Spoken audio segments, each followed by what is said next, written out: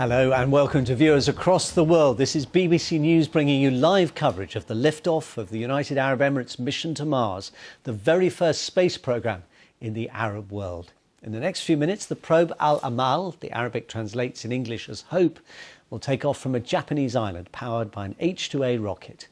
It'll arrive at the Red Planet in February next year. This is the moment where Mars and the Earth are at their closest.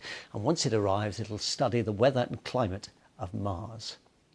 And here is the scene. The mission is being overseen at the Dubai Space Centre, where our correspondent Samir Hashmi is watching and listening. This is the culmination, Samir, of a remarkable project that's taken 14 years. Well, yes, this is the remarkable moment they've been waiting for. It was announced in 2014. The mission was announced in 2014. It's taken actually 6 years, which is quite soon, considering the scale and ambition of this project. And it boils down to this moment. A few minutes from now, the rocket, which is at the island in Japan, will lift off, carrying the space probe called Hope into Mars. Now, it's not just about the launcher, it's not just about the liftoff. It'll take a little more than an hour to figure out whether the space probe is sending signals back to the control room over here. And that's also the time when it will also dismantle or separate itself from the rocket. So that's really the key moment. So liftoff is phase one, and then the team is going to wait for an hour to receive the signals from the space probe once it reaches a certain distance, and that's phase two, and that's very, very critical to it.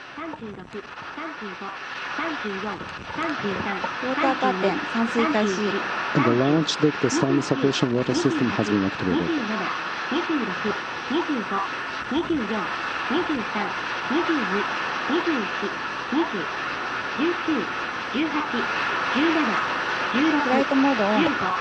Flight mode on. Activating the thermal batteries. All systems are go. Main engine start. Main engine ignition. Missile ignition and liftoff. H-2A ロケット42号機は2020年1月20日午前6時58分14秒に種子島宇宙センターから打ち上げられました。We have a liftoff with H-2A vehicle number 42 from JAXA Tanegashima Space Center at 6:58:14 a.m. on July 20, 2020, Japan Standard Time.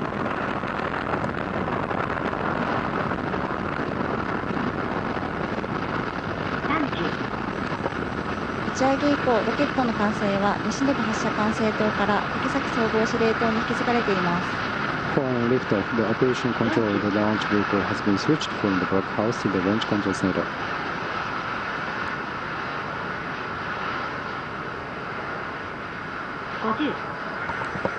ロケットは現在徐々に東方向の太平洋上へ飛行しています。The H-2A is now flying above Pacific Ocean to the east. ロケットは正常に飛行中であり、種子島の地上局は正常にロケットの追尾を行っています。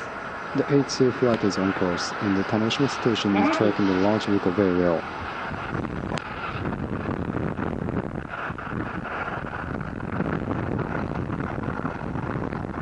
80、81、82、83、84、85、86、One never tires of that sight. Just one of the achievement of getting a craft off the ground, safely off the ground. So there we go. Hope is in the skies, on its way, powered by that rocket from Japan up through the atmosphere and out towards Mars. Let's talk again to our correspondent in Dubai. Was there any indication of delight at this achievement? I said 14 years, Samir, because of course that's when the space program began. As you say, 6 years for this project, but they even added an extra impediment, didn't they, the authorities in the UAE? They said to the engineers, you can't use another country's technology, you have to do all of this yourself from scratch. Well, that's right. In 2014, when the mission was announced, now you can see some claps going out. People are clapping. Some of the team members are here along with the media fraternity.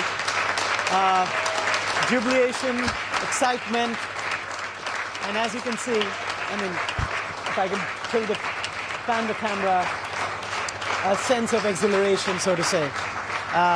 So yes, it's taken off, but this is phase one. This is stage one, remember. The next stage is, it'll take about an hour or a little more than that when the spacecraft will separate itself from the rocket, and that's the period, that's the time when it will start sending signals back to the control room here. And that's a really critical moment to really determine whether the launch has been successful. So this is phase one, and we'll really have to wait for another hour or so to figure out whether the liftoff has been successful. Now, coming to your other question about, yes, the mission was announced in 2014, and at that point of time, the political leadership of the country told the space team here that they do not have the money to buy the spacecraft from another country or a private company, and that's why they'll have to build it from scratch. Now, the whole project was not done entirely by the Emirati team. They had a lot of partnerships. They tied up with the University of Colorado, which helped them build the spacecraft. And then a lot of the work was done over here, right here at the Space Center, the Mohammed bin Rashid Space Center over here. So it was a collaboration, and the Emiratis realized that they won't be able to do everything on their own. So they wanted to borrow from the experience of other Mars projects, and then also involve their own scientists who were getting trained by American scientists to work on this project. Because remember, this is a mission that's never been attempted before, not only by the UAE, but anyone in this region, in the Arab world and the Middle East region. So it's a very, very ambitious project, a very challenging one at the same time. And just to add a caveat there, half of the Mars missions that have been launched in the past have failed. So even though it's a big night, a historic night for this country, it's still a long journey, because it's going to take 7 months for this space probe to reach the Mars orbit, and after that it's going to rotate around the planet for the next 1 Martian year, which translates to 685 Earth days, to gather all that information. So yes, it's step one, a big night, but it's still a long journey. Hashmi at the Dubai Space Centre, thank you very much. I'm sure there'll be some celebrations for a while yet there. Let's talk now to the astronomer Tom Kurz from the Royal Observatory in Greenwich. Tom, thank you very much for staying up. I'm sure you'd be staying up anyway, wouldn't you? You'd probably never get bored of space launches. But it's a wonderful launch, yeah. I was just watching it myself. It's beautiful. Those H2 rockets really go. They're really something. Tom, as an astronomer, there's a sort of odd irony, isn't there, to the fact that it's only now that the Arab world is getting a space program, when it's Arab astronomy that told us so much about the planets above us, 1,000 years ago. Indeed, most of the named stars in the sky that we discuss in our day-to-day lives as astronomers carry Arabic names of Arabic meaning, and there's so much astronomical heritage when it comes to the exploration of space. And it's delightful to see the Middle East becoming yet another region to actually brave the journey to Mars, along with Europe, with America, and of course quite recently with India as well. It's just fantastic to see yet another Mars mission, and a very ambitious one at that. Tell us about the kind of the circumstances that have made this possible, not just the UAE's commitment, which I think is part of its move away from kind of oil and gas production, look for a new role, and celebrating 50 years next year since the UAE was created and all the rest of it. So it's a kind of you could sort of national pride thing, but also kind of in practical terms, this is a good time to do it, isn't it? Because we're very close to Mars. I mean, close being relatively speaking. Yeah, exactly. There are so many factors that come into deciding when to launch a mission like this. Of course, I think it's an event that and an achievement that is absolutely something to be proud of. And indeed, it's important as well to be focusing on the space sector, which is a booming industry, which has many spin-off technologies and really reaches out into so many different sectors and provides employment opportunities in so many interesting areas. And as you say, there is a specific time, a window in which you want to launch to reach Mars. And that's because we orbit the sun at about twice the rate that Mars does. We can benefit from that with our increased speed as a planet. We can sort of throw the spacecraft with our additional speed. But as the spaceflight controllers in this mission will be focusing on now, the important thing will be to navigate the spacecraft to where Mars is going to be next February, not where Mars is now. We are on the catch-up to Mars, and the spacecraft is going to be exploiting that speed to rendezvous with Mars next February. But yes, indeed, Mars is now in the sky. If you're staying up late enough into the sort of early morning hours and you look Over to the east, that's the southeast for those of us in the northern hemisphere, you'll see that reddish-orange star in the sky. And we're all going to be paying very close attention to it in October this year, which is when we will be making our closest approach to Mars as a planet, and it will shine all night long at its biggest and brightest. I'm sure we'll be thinking then about this mission that will be due to arrive just a few months down the line. Now, you made the point and Samir made it as well, that kind of the record of Mars missions is mixed, and some of us will remember the late Colin Pilger and his great enthusiasm for the Mars probe, and then it kind of made it, but it didn't succeed in the way that it had been hoped in terms of sending back information. If this one is successful, what is it actually going to be doing? This is a really interesting mission. It's actually going to be studying primarily the Martian atmosphere, but also the lower atmosphere, basically the border or boundary between the ground and the atmosphere, where you get some remarkable weather features. There are things like dust devils and dust storms that occur on Mars, and exactly how they come and go is still something of a mystery. And then there's a much bigger mystery which revolves around the erosion of the Martian atmosphere, which seems to be disappearing, and part of that at least is due to interference from the solar wind, actually the energy radiating away from the sun, pushing the Martian atmosphere away.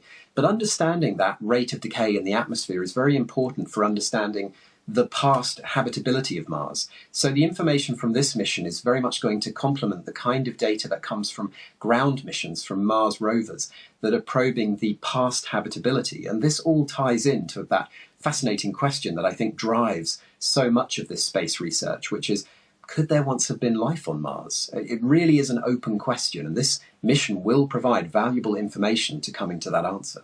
Tom Kerrs, the astronomer and author from the Royal Observatory in Greenwich. Thank you very much. Lovely to talk to you, and great to be talking about something that is such a fascinating project, and great for you to share your enthusiasm with us. There's Tom Kerrs. Let's go back to Samir Hashmi at Dubai.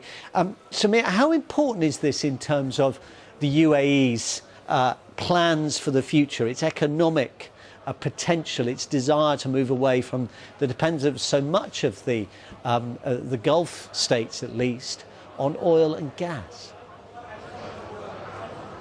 Yeah, it's very, very critical actually from that point of view. And in fact, when the mission was announced, one of the main objectives was that this mission or program will be used for building a knowledge-based economy, which will help the country move away from its dependence on oil, and also at the same time inculcate or create a skilled workforce for the future, which will be focused on science and technology. So that's really one of the main objectives of this mission.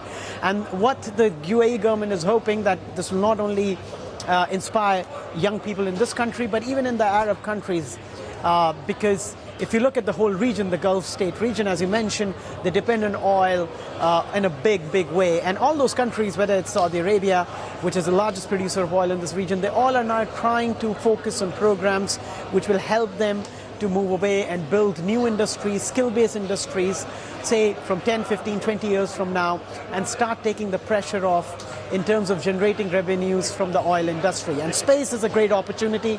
It's a sunrise sector.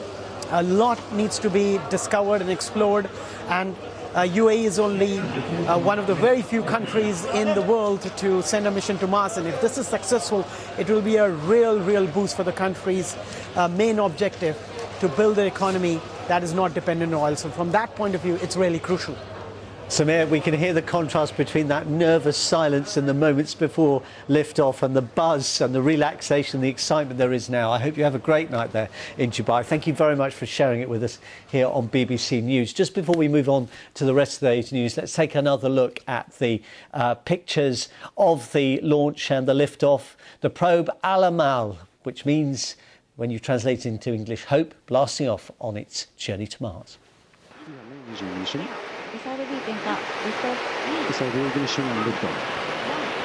H2A ロケット42号機は2020年1月20日午前6時58分14秒に種子島宇宙センターから打ち上げられました。We have a liftoff of H2A vehicle number 42 from JAXA Convention Space Center at 6:58:14 a.m. on July 20, 2020, Japan Standard Time.